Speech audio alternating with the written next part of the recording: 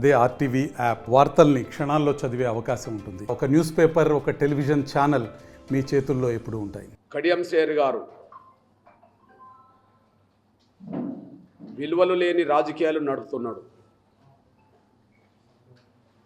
స్వార్థపూరితమైన రాజకీయాలు చేస్తున్నాడు. మళ్ళీ తనే విలువలు గల వ్యక్తిని అని చెప్పి తనకు తాను బాగా ఊదుకుంటున్నాడు. కడియం శ్రేయర్ రాజకీయాలకు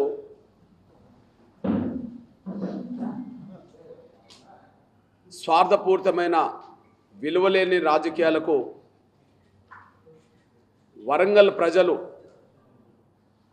గుణపాఠం నేర్పాల్సిన బాధ్యత ఉన్నదని గుర్తు చేస్తున్నాను.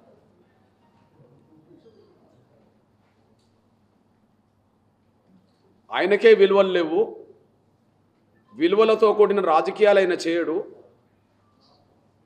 తన కోసం, తన కుటుంబం కోసమే స్వార్థపూరితమైన రాజకీయాలు చేస్తాడు. మళ్ళీ తనకే ఏదో విలువలు ఉన్నట్టుగా మాట్లాడుకుంటుంటాడు. తనకు తాను భజన చేసుకుంటుంటాడు. నేను సూటిగా కడియం శ్రేయర్ గారిని సూటిగా ప్రశ్నిస్తున్నా. నీకు విలువలు ఉంటే, విలువలతో కూడిన రాజకీయాలు చేయదలుచుకుంటే ముందు స్టేషన్ గన్పూర్లో ఏ పార్టీ అభ్యర్థిగా గెలిచావో, ఇప్పుడు నువ్వు ఏ పార్టీలో చేరావో ఆ పార్టీ ద్వారా పొందిన ఎమ్మెల్యే పదవికి ముందు రాజీనామా చేసి విలువల గురించి మాట్లాడు. స్టేషన్ గన్పూర్లో బీఆర్ఎస్ అభ్యర్థిగా ఎమ్మెల్యేగా గెలిచావు. నీకు విలువలు ఉంటే, ఇప్పుడు ఎమ్మెల్యేగానే నువ్వు అనిపించుకుంటున్నావు కనుక, ఎమ్మెల్యేగా నువ్వు గెలిచింది బీఆర్ఎస్ కండువా కప్పుకొని కారు గుర్తు మీద ఓటేస్తే గెలిచావు. ఇప్పుడు నీ ఒంటి మీద కాంగ్రెస్ కండువ వచ్చింది, మళ్ళీ నువ్వు ఎమ్మెల్యేగానే చెప్పుకుంటున్నావు. బీఆర్ఎస్ ఎమ్మెల్యేగా గెలిచి కాంగ్రెస్ ఎమ్మెల్యేగా ఎట్లా చెప్పుకుంటావు? విలువలు లేని రాజకీయాలకి ఇది పరాకాష్ట కాదా? నీకు దమ్ము ధైర్యం ఉంటే ప్రస్తుతం నీ పార్టీలోనే ఉన్నా, కాంగ్రెస్లో ఉన్నా, కాంగ్రెస్లోనే ఉన్నా రాజగోపాల్ రెడ్డి గారిని ఆదర్శంగా తీసుకో, లేదా ప్రస్తుతం బీజేపీలో ఉన్న ఈటల రాజేందర్ గారిని ఆదర్శంగా తీసుకో. నీకు దమ్ము ధైర్యం ఉంటే, విలువలు ఉంటే వాళ్ళని ఆదర్శంగా తీసుకో. కారణాలు ఏమైనా కేసీఆర్ను ఓడించే పోరాటంలో అప్పుడున్న పరిస్థితిలో కాంగ్రెస్ ఆ పని చేయలేకపోతున్నదని, కేసీఆర్ను ఓడించే ప్రయత్నంలో బీజేపీ ముందు వరుసలు ఉన్నదని ఆనాడు కాంగ్రెస్ ద్వారా గెలిచిన, చేయి గుర్తు మీద గెలిచిన మునుగోడు ఎమ్మెల్యే పదవికి రాజీనామా చేసి ఆయన బీజేపీలో చేరాడు. అందుకనే ఉప ఎన్నికలు వచ్చినాయి. ఉప ఎన్నికల్లో ఓడవచ్చు, గెలవచ్చు తర్వాత విషయం. రాజగోపాల్ రెడ్డి విలువలు గల రాజకీయాలు నడిపినట్టే కదా. ఒక పార్టీ ద్వారా గెలిచి ఇంకో పార్టీలో చేరుతున్నప్పుడు ఆ గెలిచిన పదవికి రాజీనామా చేశాడు కదా. కారణాలు ఏమైనా దమ్ము ధైర్యం ఉన్న నాయకుడే రాజగోపాల్ రెడ్డి. తను మళ్ళీ గెలవచ్చు, గెలవకపోవచ్చు, కానీ పార్టీ మారుతున్నప్పుడు మాత్రం, నేను ఒక పార్టీలో గెలిచి ఇంకొక పార్టీలో చేరుతున్నప్పుడు నేను విలువలతో కూడిన రాజకీయాలు చేయాలని చెప్పి ఆయన రాజీనామా చేశాడు. ఉప ఎన్నికలు వచ్చినాయి, ఓడిపోవచ్చు, కానీ రాజగోపాల్ రెడ్డి విలువలు గల రాజకీయాలే చేశాడు. రెండోది, మన పక్క నియోజకవర్గం హుజురాబాద్ నుంచి బీఆర్ఎస్లోనే గెలిచిన సోదరులు ఈటల రాజేందర్ గారు తను పార్టీ మారాలనుకున్నప్పుడు ముఖ్యంగా కేసీఆర్ గారు గతంలో రాజన్నను అవమానకరంగా బర్తరఫ్ చేసినట్టుగానే ఈటల రాజేందర్ గారు కూడా అవమానకరంగా బర్తరఫ్ చేస్తే తన ఆత్మగౌరవాన్ని నిలబెట్టుకోవడానికి తన వ్యక్తిత్వాన్ని చాటుకోవడానికి ఆయన బీఆర్ఎస్లో ఉండలేని పరిస్థితులు వచ్చినప్పుడు ఆయన తన ఎమ్మెల్యే పదవికి రాజీనామా చేసి బీజేపీలో చేరాడు. తద్వారా ఉప ఎన్నికలు వచ్చినాయి. ఓడినా గెలిచినా నేను విలువలతో కూడిన రాజకీయాలు చేస్తామని చెప్పి ఈటల రాజేందర్ గారు నిరూపించుకున్నాడు. ఉప ఎన్నికల్లో గెలిచాడు. ఒక పార్టీలో గెలిచి ఇంకో పార్టీలో మారుతున్నప్పుడు రాజగోపాల్ రెడ్డి గారు ఎమ్మెల్యే పదవికి రాజీనామా చేశాడు. ఓటమిని కూడా ఎదుర్కొన్నాడు. ఈటల రాజేందర్ గారు ఎమ్మెల్యే పదవికి రాజీనామా చేసిండు. ఆయన గెలిచి చూపించాడు ఉప ఎన్నికల్లో. నువ్వెందుకు పారిపోతున్నావు? నీకు వ్యక్తిత్వం ఉంటే, నువ్వు గొప్ప విలువలు గల రాజకీయ నాయకుడు అనుకుంటే అసలు నువ్వెందుకు పారిపోతున్నావు? నీకేం వ్యక్తిత్వం ఉన్నది? నువ్వు ముందుగా రాజీనామా చేయాలి కదా.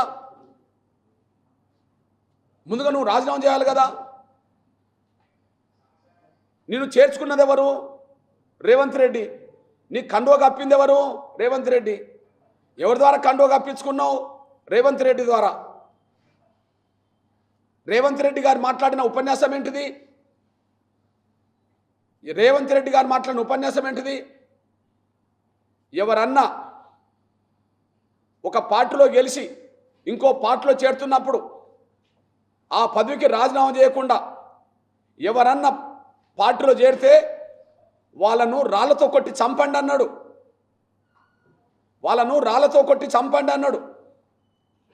రాళ్లతో కొట్టమనడం వరకే సరిపోలే, రాళ్లతో కొట్టి చంపండి అన్నాడు. అంతేకాకుండా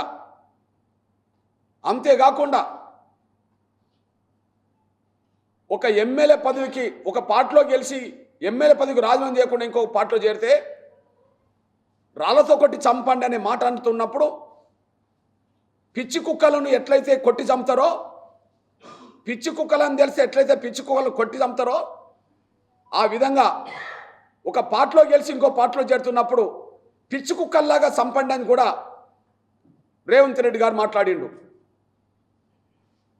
ఆయన మాట్లాడిన ఉపన్యాసం మొత్తం వైరల్ అవుతూనే ఉన్నది. మరి నువ్వు పిచ్చి కుక్క కంటే హీనం అన్నట్టే కదా.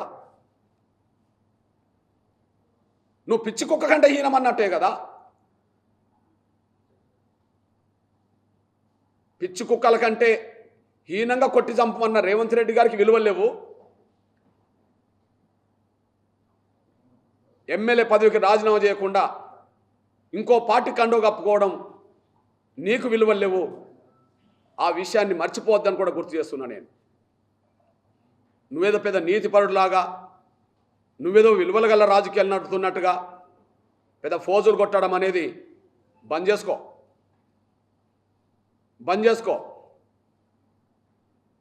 నా మీద విమర్శలు పెడితే సహించేది లేదని మాట్లాడుతున్నాడు ఆయన. ఏంటి సహించేది? నేను వ్యక్తిగత స్వార్థపర రాజకీయాలు చేస్తలేను. నీలాగా చేస్తలేను. అందరూ బాగుపడాలనుకునేటోని నేను. అందులో మీరు కూడా బాగుపడాలంటోనే. అందరూ బాగుపడాలని కోరుకునేటోని. వ్యక్తిగత రాజకీయ లబ్ధి కోసం మేము ప్రయత్నం చేస్తలేము. అదే ప్రయత్నం చేస్తే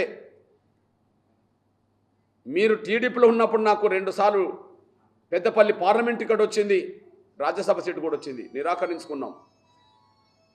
ఇప్పుడు మీరు కాంగ్రెస్లో చేరారు. ఇప్పుడు మీరు కాంగ్రెస్ చేరి ఇప్పుడు టికెట్ తెచ్చుకున్నారు. కానీ 2009లో వరంగల్ పార్లమెంట్ సీటు నాకే రాజశేఖర్ డిక్లేర్ చేస్తా అన్నాడు. 2007లో నాకు రాజశేఖర్ గారు నాకు ఎమ్మెల్సీ ఇచ్చాడు, నిరాకరించుకున్నాం. జగన్మోహన్ గారు లాంటి వ్యక్తి 2013లో నాకు రాజ్యసభ ఇస్తాను ప్రతిపాదన పెట్టిండు. మేము వద్దనుకున్నాం. తీసుకోదలుచుకుంటే ఆర్ కృష్ణయ్య లాగా తీసుకోవచ్చు. ఆయన తెలంగాణ బిడ్డే. ఇప్పుడున్న Warangal parliament seat reservation seat కూడా 3 నెలలుగా ప్రధాన పత్రికలు ప్రధాన టీవీలు కూడా ఇది కృష్ణమాది గారికి బీజేపీ కేటాయించబోయే సీట్ అని చెప్పి ప్రచారం చేసింది. అది ప్రచారమే కాదు, ప్రచారంలో వాస్తవం కూడా ఉన్నది. కానీ నాకైనా నిరాకరించుకున్నాం. మేము మాదిగల్లో కానీ సమాజంలో పేద వర్గాల్లో కానీ ఎవరన్నా ఎదుగుతుంటే ప్రోత్సహించేటోళ్ళం, ఎవరి నోటికాడు కూడు తీసుకున్న వాళ్ళం కాదు. మాకు వచ్చిన అవకాశాలు ఇంకోరికి ఇప్పించి ఉన్నోళ్ళం.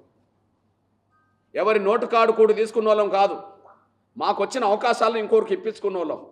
అందులోనే విలువలతో బతుకుతున్నాం. అట్లాంటి విలువలతో బతకడమే గర్వంగా బతుకుతున్నాం.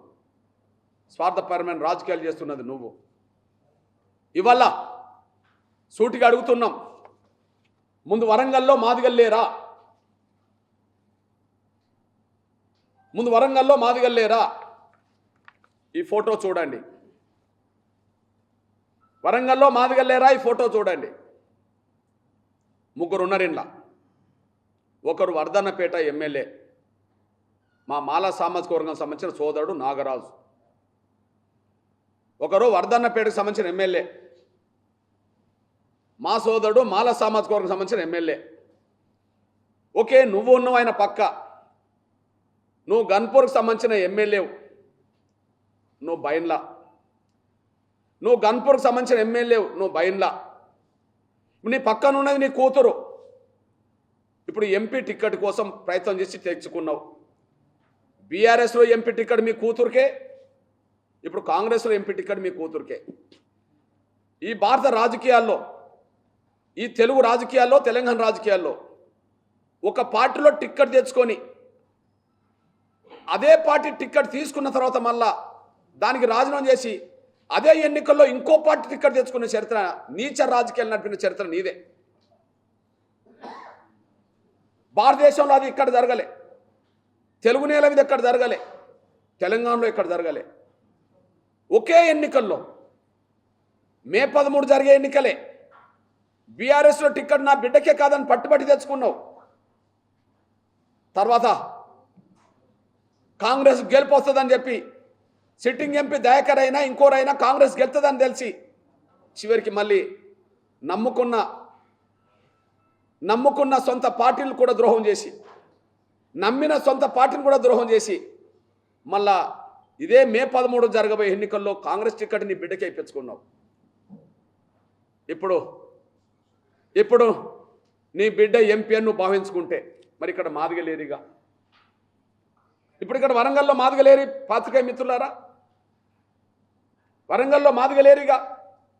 ఇగో చూడండి, కడియం సైడ్దే కాదు వరంగల్ జిల్లా, కృష్ణమాది గారిది కూడా వరంగల్ జిల్లే. కడియం సైడ్దే కాదు వరంగల్ జిల్లా, కృష్ణమాది గారిది కూడా వరంగల్ జిల్లే.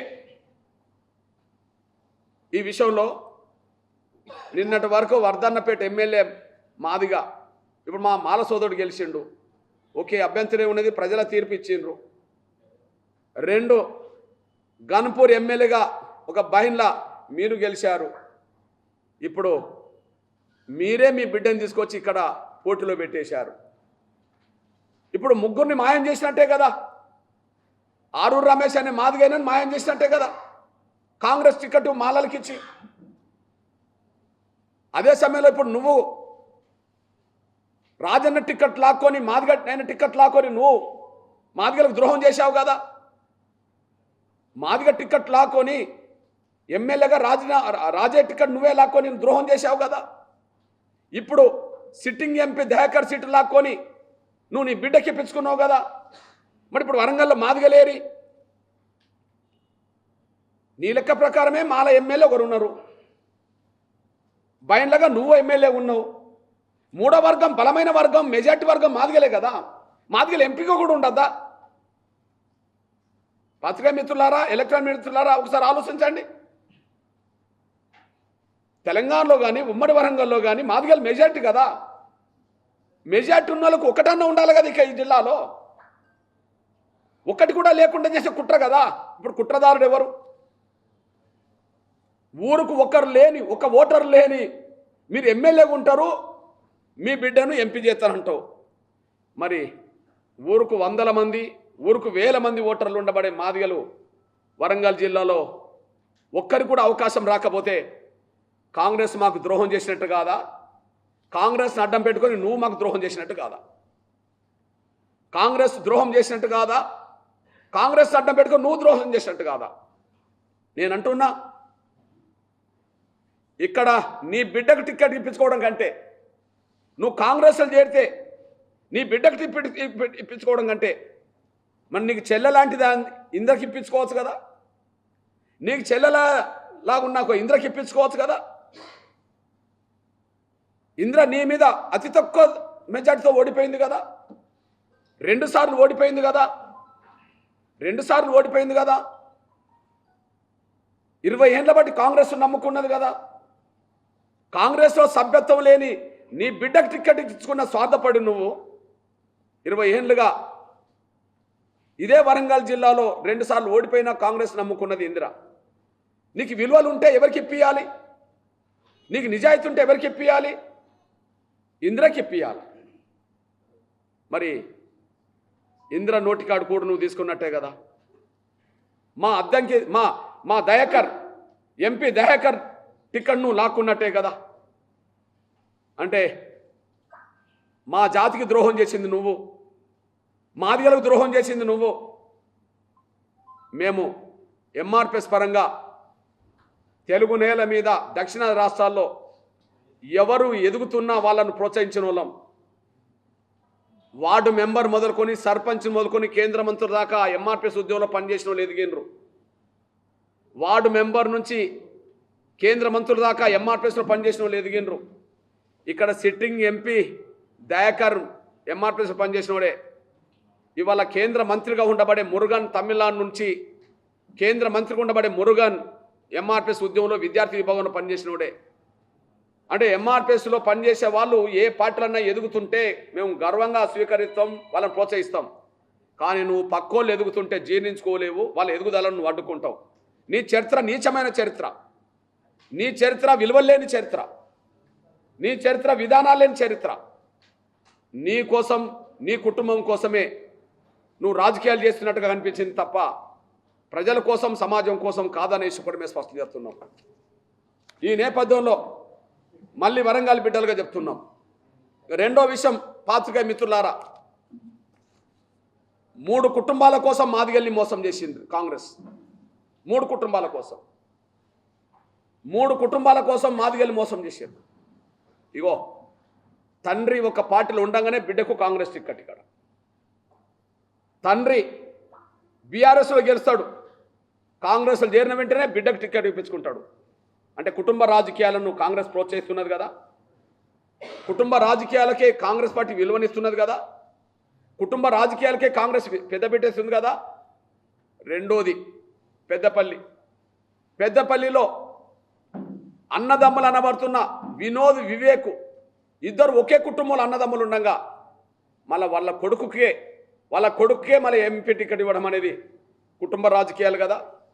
అంటే ఒక్కో కుటుంబంలో ఇద్దరినంగా కూడా 3 చేశారు కదా. ఈ కుటుంబంలో ఒక్కరుంటే 2కి ఇచ్చారు కదా. మూడోది నాగర్ కర్నూల్లో ఆ కుటుంబం నుంచే మల్లు బట్టి విక్రమార్క డిప్యూటీ సీఎం ఉన్నాడు కదా. ఆ కుటుంబం నుంచే మల్లు బట్టి విక్రమార్క డిప్యూటీ సీఎం ఉన్నాడు కదా.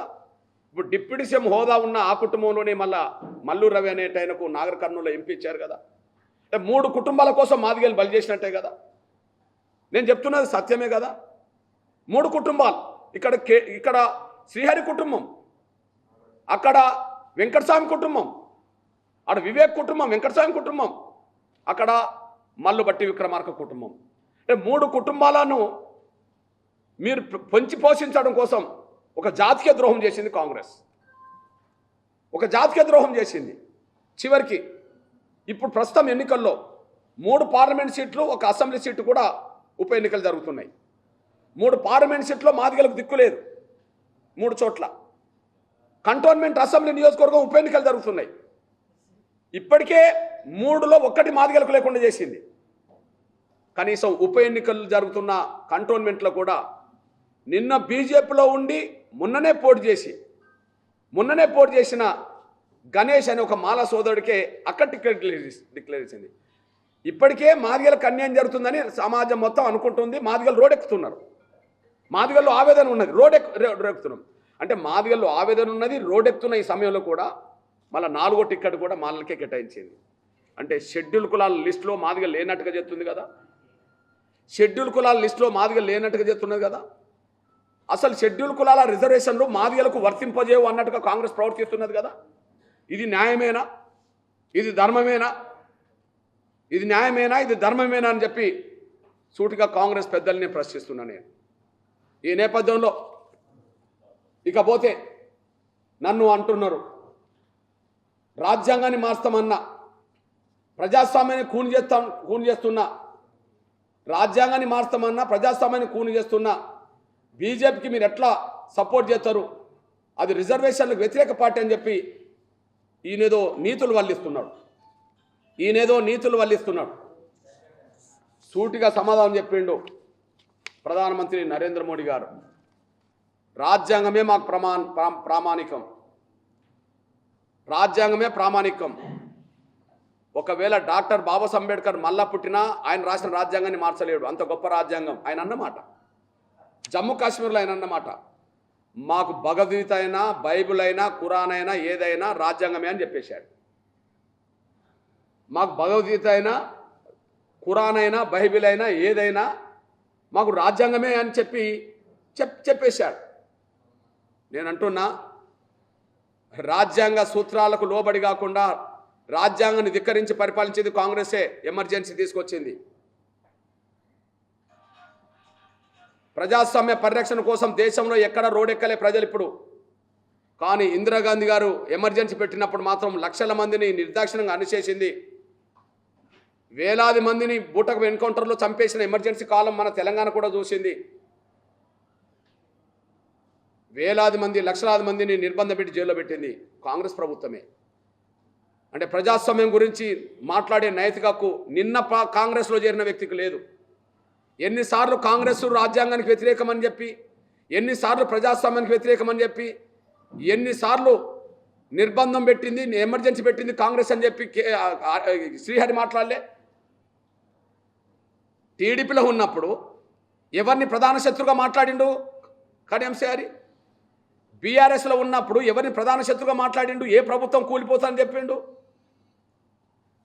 టీడీపీలో ఉన్నప్పుడు కాంగ్రెసే ప్రధాన శత్రు. ప్రతిపక్షం అధికార పక్షంలో కాంగ్రెస్ ఉంటే ప్రతిపక్షం టీడీపీ. ఉమ్మడి ఆంధ్రప్రదేశ్లో టీడీపీ అధికార పక్షం అయితే ప్రతిపక్షం కాంగ్రెస్.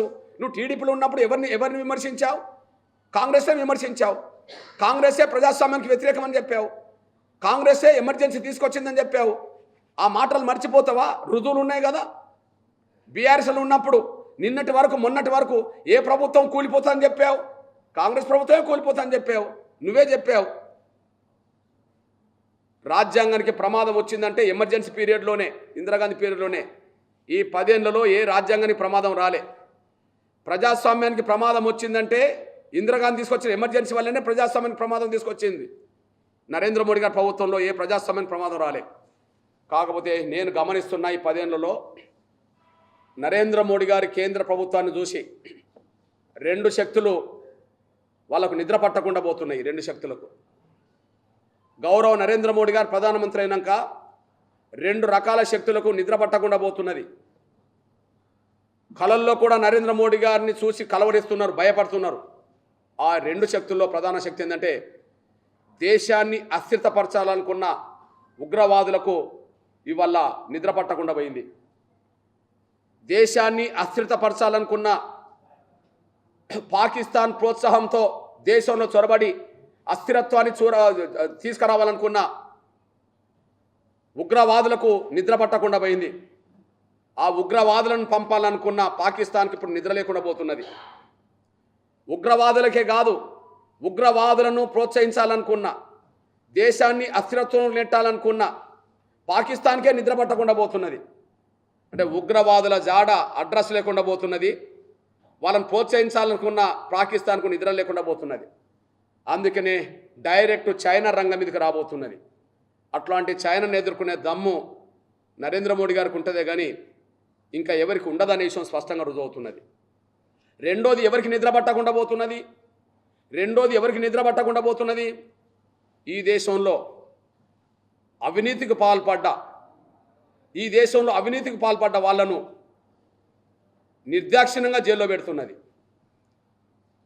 గత 10 ఏళ్ల కాంగ్రెస్ పాలనలో గౌరవ నరేంద్ర మోడీ గారు ప్రధానమంత్రి కాకముందున్న 10 ఏళ్ల పాలనలో నిత్యం ఏదో స్కామ్ అంటూ దేశ ప్రజల ముందు రోజు స్కామ్ల గురించి మాట్లాడేది. దేశ ప్రజలు ప్రతిరోజు ఒక స్కామ్ గురించి చర్చించేది. కానీ వాళ్ళ అవినీతి పరులను వాళ్ళు ఎమ్మెల్యేలా, ఎంపీలా, మంత్రులా, ముఖ్యమంత్రులను చూడకుండా ఖచ్చితంగా జైల్లో పెడుతున్నది గౌరవ నరేంద్ర మోడీ గారి ప్రభుత్వమే. అంటే ఇక్కడ నిద్ర పట్టకుండా పోతున్నది ఎవరికి? దేశాన్ని అస్థిరత్వంలోకి తీసుకెళ్లాలనుకున్న వాళ్ళకు నిద్ర పట్టకుండా పోతున్నది. వాళ్ళు ఉగ్రవాదులను ప్రోత్సహించే పాకిస్తాన్ ఉగ్రవాదులకు ఇప్పుడు అడ్డా లేకుండా పోయింది, పాకిస్తాన్కు దిక్కు లేకుండా పోయింది. అవినీతి పరులు ఎంతటోళ్ళైనా బయట ఉండే పరిస్థితి లేదు, వాళ్ళు జైలుకి వెళ్ళే పరిస్థితి వచ్చింది. నిజంగా చెప్పాలంటే ఇప్పుడు ఏ పార్టీలో ఉన్నా, ఇవాళ ఏ పార్టీలో ఉన్నా, ఏ ప్రభుత్వంలో ఉన్నా అవినీతికి పాల్పడితే ఏదో రకమైన కఠిన చర్యలు గౌరవ నరేంద్ర మోడీ గారి ప్రభుత్వంలో ఉంటాయని చెప్పి వాళ్ళు ఇవాళ ఒళ్ళు దగ్గర పెట్టుకొని జాగ్రత్తగా వాళ్ళు ముందుకెళ్తున్నారు. ఇది మనం చూస్తున్నాం ఇప్పుడు. కాబట్టి మనకు అర్థమవుతున్నది ఏంది, ప్రజాస్వామ్యానికి ప్రమాదం ఏం రాలే ఈ 10 ఏళ్లలో, కానీ అవినీతి పరులకు మాత్రం భయం పడుతుంది. రాజ్యాంగానికి ప్రమాదం రాలే, కానీ దేశాన్ని అస్థిరత్వం తీసుకెళ్లాలనుకున్న వాళ్ళకి నిద్ర పట్టకుండా పోతున్నది.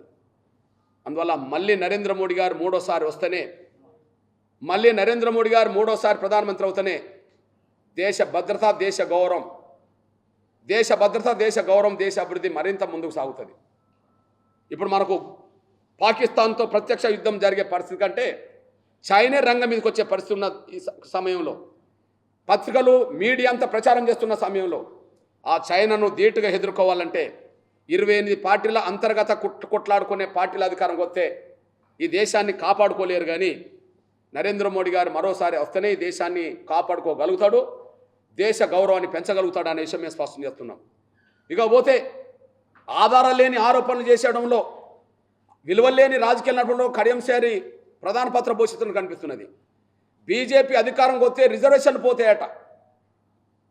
బీజేపీ అధికారంలోకి వస్తే మళ్ళా నరేంద్ర మోడీ గారు ప్రధానమంత్రి అయితే రిజర్వేషన్లు ఎత్తేస్తారట. ఏ రిజర్వేషన్లు ఎత్తేస్తారు? ఇప్పుడు గతించిన 10 ఏళ్లలో ఎవరు రిజర్వేషన్లు ఎత్తేసారు? ఒక విషయం ఏంటంటే గత ఈ 10 ఏళ్లలో ఎవరి రిజర్వేషన్లు ఎత్తేయలేదు, కానీ లేని వర్గాలకే రిజర్వేషన్లు తెచ్చాడు అతను. ఉదాహరణకు ఎస్సీలకు బీసీలకు రిజర్వేషన్లు ఉన్నాయి. ఆ రిజర్వేషన్లను ఎత్తేయలే. కానీ అగ్రకులాల పేదలకు రిజర్వేషన్లు లేవు. ఈడబ్ల్యూఎస్ రిజర్వేషన్లు తీసుకొచ్చింది నరేంద్ర మోడీ గారే. అగ్రకులాల పేదలకు రిజర్వేషన్లు లేవు. ఈడబ్ల్యూఎస్ రిజర్వేషన్లు 10% రిజర్వేషన్ తీసుకొచ్చింది నరేంద్ర మోడీ గారే. దేశాన్ని ఎంతోమంది ప్రధానమంత్రులుగా పరిపాలించింది, కానీ మరి ఉన్నాయి కాపాడుతూ లేని వాళ్ళకు రిజర్వేషన్ తెచ్చింది నరేంద్ర మోడీ గారు అనే విషయం సోయిలేని వాళ్ళకు గుర్తు రాదేమో, కానీ సోయిన వాళ్ళకు మాత్రం గుర్తుంటుంది. ఇక పోతే మహిళల పక్షాన గట్టిగా నిలబడ్డది. ఈ దేశాన్ని పరిపాలించిన ఇందిరాగాంధీ గారి కంటే ఇందిరాగాంధీ గారు ఎమర్జెన్సీ తీసుకురావడానికి భయపడలేదు, కానీ ఒక మహిళా బిల్లు పెట్టడానికి మాత్రం వెనుకడుగేసింది. దేశాన్ని చీకట్లోకి నెట్టడానికి ఇందిరాగాంధీ భయపడలే. ఎమర్జెన్సీ పెట్టడానికి లక్షల మందిని అరెస్ట్ భయపడలే. కానీ ఒక మహిళా బిల్లు పార్లమెంట్లో పెట్టడానికి మాత్రం భయపడ్డది.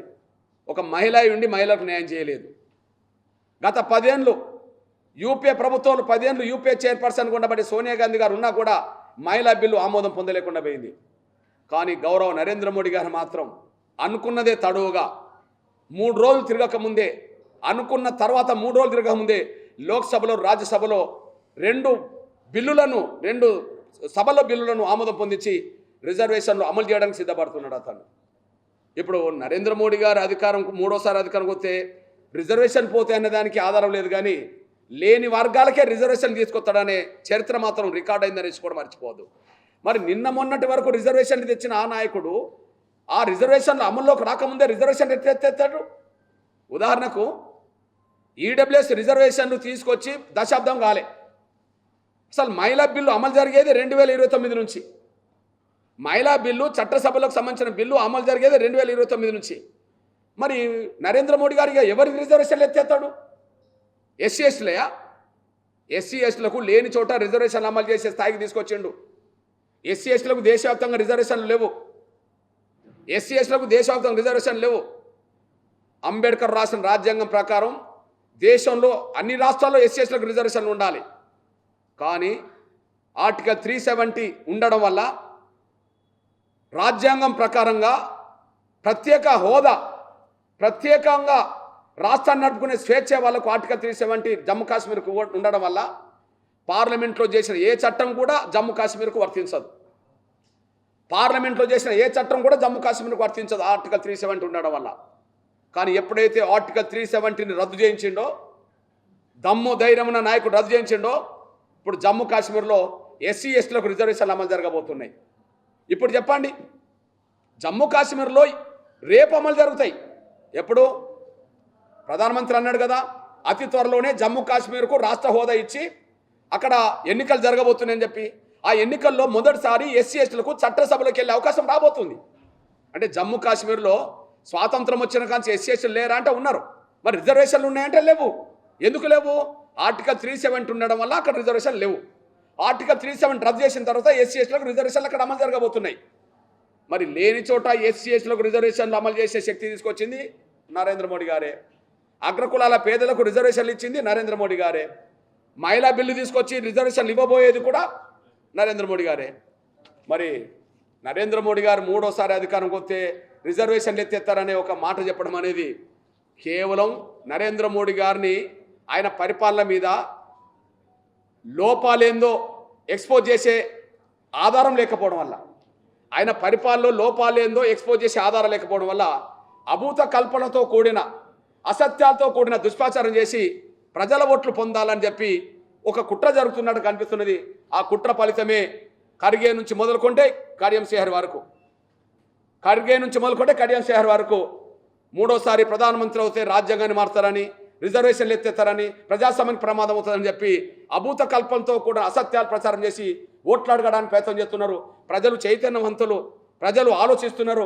నరేంద్ర మోడీ గారి ప్రభుత్వం వల్ల దేశ భద్రతకు గ్యారెంటీ ఉన్నది. నరేంద్ర మోడీ గారి ప్రభుత్వం వల్ల రిజర్వేషన్లకు గ్యారెంటీ ఉన్నది. నరేంద్ర మోడీ గారి ప్రభుత్వం వల్ల రాజ్యాంగానికి గ్యారెంటీ ఉన్నది. నరేంద్ర మోడీ గారి ప్రభుత్వం వల్ల స్వేచ్ఛకు కూడా గ్యారెంటీ ఉన్నది. కానీ గ్యారెంటీ లేనిది ఏంటంటే అవినీతి పరులకు స్వేచ్ఛ అనే గ్యారెంటీ లేదు, లేదా ఉగ్రవాదులకు స్వేచ్ఛ గ్యారెంటీ లేదు. గ్యారెంటీ మాత్రం పేద వర్గాలకు ఉన్నది.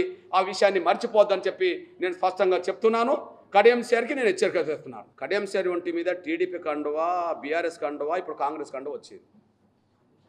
స్వార్థం కోసం, వ్యక్తిగత లబ్ధి కోసం నిత్యం కండువలు మార్చుకునే వ్యక్తి కడియం శ్రీహరి. కానీ ఒక లక్ష్యం కోసం ఈ కండువ పెట్టుకున్నాను. ఆ లక్ష్య సాధన కోసం ఎవరు సహకారం చేస్తా అంటే వాళ్ళకి నేను సహకరిస్తున్నాను. ఎగ్జాంపుల్, తెలంగాణ రాష్ట్ర ఉద్యమం బలంగా జరుగుతున్న రోజుల్లో కేసీఆర్ అన్న మాట ఏంది? తెలంగాణను సాధించడం కోసం బొంత పురుగునైనా ముద్దాడతాను అన్నాడు. తెలంగాణను సాధించడం కోసం బొంత పురుగునైనా ముద్దాడతాను అన్నాడు. తెలంగాణకు మద్దతు అంటే బొంత పురుగుతోటైనా కలిసి పనిచేస్తాను అన్నాడు కదా. మరి కేసీఆర్ ఒకనాడు కాంగ్రెస్తో పొత్తు పెట్టుకున్నాడు. అదే కేసీఆర్ మళ్ళీ టీడీపీతో పొత్తు పెట్టుకున్నాడు. మనందరూ తెలుసు 2004లో కాంగ్రెస్తో పొత్తు పెట్టుకున్నాడు. రాజశేఖర్ గారి ప్రభుత్వంలో కూడా మంత్రులను చేసుకున్నాడు. ఆయన కేంద్ర మంత్రి కూడా కాగలిగాడు. కానీ అదే తెలంగాణ ఇవ్వకపోతే మళ్ళీ కాంగ్రెస్కు విభేదించి బయటకు వచ్చి మళ్ళీ టీడీపీతో పొత్తు పెట్టుకున్నాడు. అందరూ తెలుసు. మరి అప్పుడు కడియం శ్రీహరి ఎక్కడున్నాడు? ఒకనాడు టీడీపీలో ఉన్నాడు, తర్వాత బీఆర్ఎస్లో చేరాడు. ఇప్పుడు ఎక్కడున్నాడు? కాంగ్రెస్లో చేరాడు. నేను అంటున్నా, తెలంగాణ రాష్ట్రాన్ని సాధించడం కోసం బొంత పురుగునైనా ముద్దాడడం కరెక్టే అవుతే, ఎస్సీ వర్గీకరణ సాధించడం కోసం ఎవరు ముందుకొచ్చి మాకు సహకారం చేస్తా అన్నా వాళ్ళకి సహకరించడం నాది కూడా కరెక్టే కదా. ఎన్నికల సమయంలో ఒక్కొక్క పార్టీకి మద్దతు ఇవ్వడం అంటే, మరి మీరు టీడీపీ బీజేపీ పొత్తులో ఉన్నప్పుడే ఎంఆర్పీ సపోర్ట్ చేసింది కదా. 98, 99 ఎన్నికల్లో టీడీపీ బీజేపీ అలయన్స్ బ్రదర్, అప్పుడు మీకు మద్దతు ఇచ్చాం కదా. మరి అప్పుడు బీజేపీ ద్వారా రాజ్యాంగం మారలేదు కదా. ఇప్పుడు మార్చే పరిస్థితి లేదని నరేంద్ర మోడీ గారు అంటుండు కదా. ఓకే, అంటే ఎస్సీ వర్గీకరణ కోసం ఎవరు ముందుకు వచ్చినా వాళ్ళకి సపోర్ట్ చేశాను. నువ్వు కాంగ్రెస్ను తిడుతున్న రోజుల్లో నేను కాంగ్రెస్కి మద్దతు ఇచ్చాను. ఎందుకు? రాజశేఖర్ గారు వర్గీకరణ చేపిస్తామని హామీ ఇస్తే కేంద్ర ప్రభుత్వం కూడా వాళ్ళదే కాబట్టి చేపిస్తా అంటే నేను సహకారం చేశాను. అవును, తెలంగాణ ఇస్తామంటే కాంగ్రెస్కు మద్దతు ఇచ్చింది కాదా టీఆర్ఎస్? ఇవ్వకపోతే వ్యతిరేకించింది కాదా? కాబట్టి టీడీపీకి మద్దతు ఇచ్చిన రోజుల్లో నువ్వు టీడీపీలో ఉన్నావు, కాంగ్రెస్ను తిడుతున్న రోజుల్లో నేను కాంగ్రెస్ మద్దతు ఇచ్చా. ఇప్పుడు నువ్వు కాంగ్రెస్లో వచ్చినప్పుడు కేంద్రం బీజేపీది కాబట్టి బీజేపీ వర్గీకరణ చేస్తానది కాబట్టి నేను సపోర్ట్ చేస్తున్నా. నేను లక్ష్యం కోసం నేను ఉద్యమాన్ని నడుపుతున్నాను, నీ స్వార్థం కోసం నువ్వు కండోలు మార్చుకుంటున్నావు. నాది లక్ష్యం. ఇప్పుడు మన ఇష్టమన్నా లేకపోయినా కేసీఆర్ అయితే ఆ ఒంటి మీద అదే కండవ పెట్టుకొని నడిపిండు కదా ఉద్యమాన్ని. ఒంటి మీద అదే కండవ పెట్టుకున్నాడు కదా. నా ఒంటి మీద లక్ష్యం, నా కండువ నాకే ఉన్నది కదా. లక్ష్య సాధన కోసం మార్గాలు వేసుకుంటున్నావు, కానీ నీ స్వార్థం కోసం నువ్వు పార్టీలు మారుతున్నావు.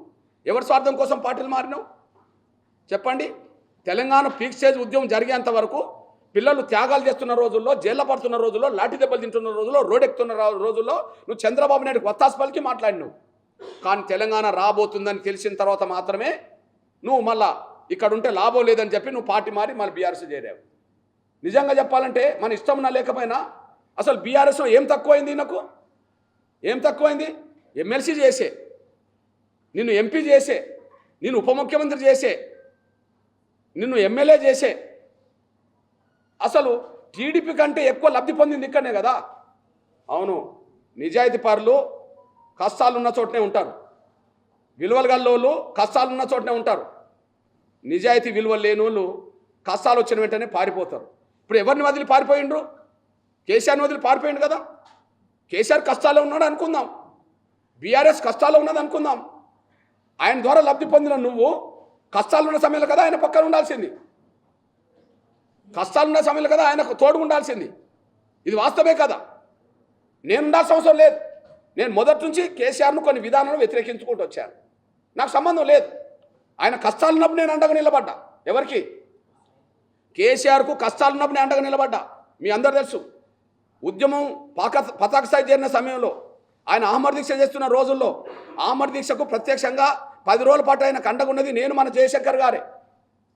అన్ని సాక్ష్యాలు ఉంటాయి. ఆయన ఆమర దీక్ష చేస్తున్నప్పుడు నువ్వు ఎక్కడున్నావు? ఆయన తిట్టే కాడు ఉన్నావు. కానీ ఆయన అధికారంకి వచ్చినాక ఆయన దళితులకు మోసం చేసిండు కాబట్టి నేను దూరమైన. ఆయన అధికారం ఉన్నప్పుడు నేను దూరమైన, నువ్వు అధికారం వచ్చినప్పుడు నువ్వు దగ్గరికి అయినావు.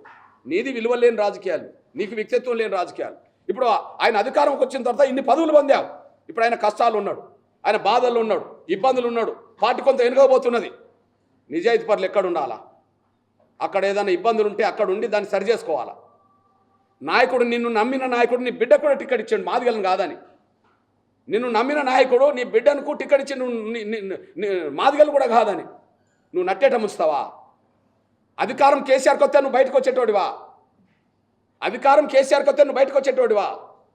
అధికారం పోయిందనే కదా ఇప్పుడు ఆయన చుట్టూ, వాళ్ళ కుటుంబం చుట్టూ కొన్ని సమస్యలు చుట్టుముట్టాయని కదా నువ్వు పారిపోయింది. వ్యక్తిత్వం ఉన్న వాళ్ళు పారిపోతారా? విధానాలు పారిపోతారా? నువ్వు కొంపలు ముంచేటోడి, మేము నిలబెట్టేటోళ్ళం. తెలంగాణ ఉద్యమం నిలబెట్టింది మేము, నువ్వు కొంపలు కూల్చుకుంటూ వస్తున్నది నువ్వు.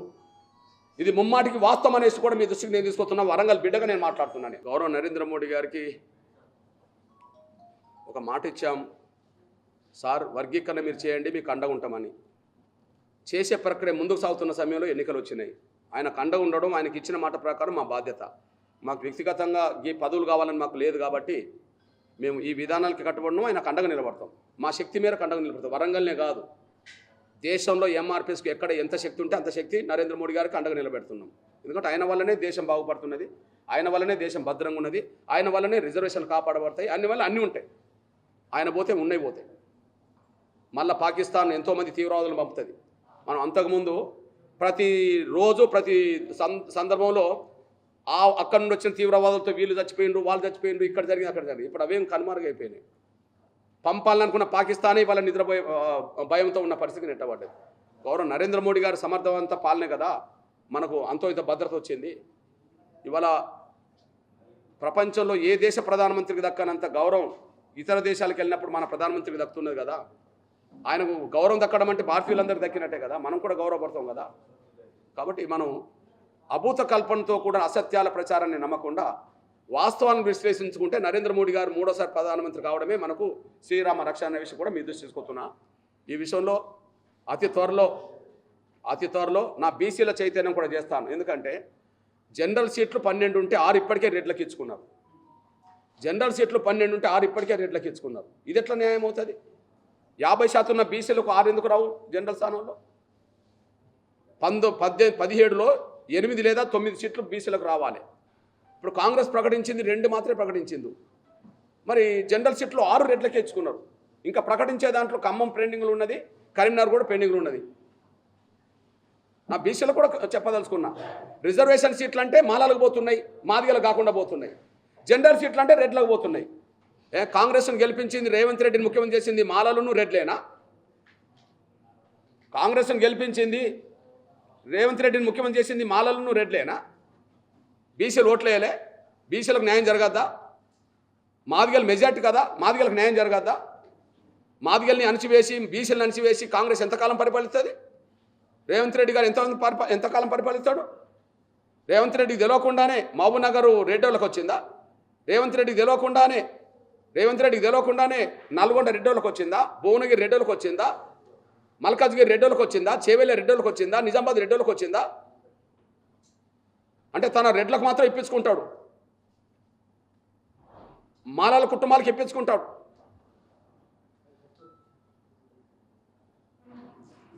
తండ్రి ఉంటే కొడుకులకు, తండ్రి ఉంటే బిడ్డలకు, భర్త ఉంటే భార్యకు, అన్నుంటే తమ్ముడికి, తమ్ముడు ఉంటే అన్నకు. ఇవేనా? బీసీలకు రావద్దా? రిజర్వేషన్ స్థానాలు చెప్పాను కుటుంబాలకు, జనరల్ స్థానం చెప్పాను రెడ్డి కులానికి, జనరల్ స్థానం రెడ్డి కులానికి. నల్గొండ చూస్తే నల్గొండ జనరల్ సీట్లని రెడ్ల ఒక ఆలేరు మినహాయించి, నల్గొండ జనరల్ సీట్లని రెడ్ల మొత్తం ఆలేరు నియోజకవర్గం మినహాయించి మొత్తం రెడ్లే, ఎస్సీలు పోను. ఇది ఎట్లా న్యాయం అవుతుంది? రంగారెడ్డి మహబూబ్నగర్లో అసలు బీసీలు ఎందుకు లేకుండా పోతుండ్రు? జనరల్ స్థానాలన్నీ రెడ్లు తెచ్చుకుంటే మరి బీసీల సంగతి ఏంటి? చాలా అన్యాయం జరుగుతుంది మా బీసీలో కూడా. కాంగ్రెస్ వల్లనే అన్యాయం జరుగుతుంది. ఏం 50% బీసీలకు విలువ లేదా? నీ మంత్రివర్గంలో ఒక మున్నూరు కాపు ఉంటాడు, ఒక గౌడు ఉంటాడు. మరి రెడ్లు 4 ఎందుకే? 50% బీసీలు 2 ఉంటే 4% లేని రెడ్లు 4 ఎందుకు? రేవంత్ రెడ్డి పరిపాలన కళ్ళ ముందు కనిపిస్తున్నది. కేసీఆర్ను దొరలపాలన అన్నాం, ప్రజాపాలన ఎట్లా అవుతుంది? మొత్తం అన్నింటిలో రెడ్డిలను మొత్తం తీసుకొచ్చుకుంటుంటే మీరు చూడండి, ఆయన నియామకాలు చూడండి, మొత్తం రెడ్లే. మంత్రివర్గం చూడండి, మెజార్టీ రెడ్లే. కార్పొరేషన్లు ప్రకటించేదాంట్లో చూడండి, మొత్తం రెడ్లే.